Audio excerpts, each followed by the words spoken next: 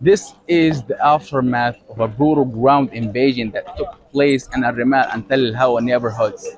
The massive destruction that left behind is unimaginable as families are trying to come back to their destroyed homes, trying to retrieve some belongings they left behind after the sudden evacuation order. Many civilians have been killed due to that.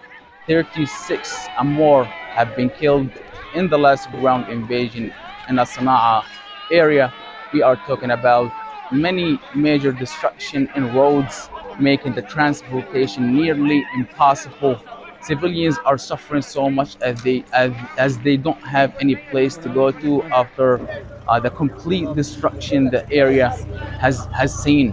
In terms of that, civilians killed and trapped under the rubble. Rescuers can't help with anything as they have nothing to work with. Equipment have been cut off since early beginning of this war, leaving many civilians with unknown destiny under the rubble. There are children being shot at, their families are being killed. The focus is on children and women, rather than targeting the resistance. They should target the resistance fighters, not the children. They know where they are. The resistance certainly targets the occupation forces.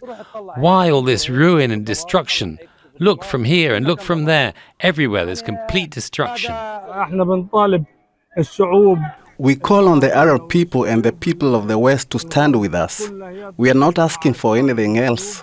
We only wish to live like the rest of the world, with dignity. What forces me to carry this pile of wood on my head? It's because there are no means of life. We are here standing at the front door of the UN field office in Gaza City. It has been also partially destroyed due to this ground incursion. We are talking about UN schools getting targeted and getting out of service. Many general infrastructure, residential buildings also have been reduced to rubble.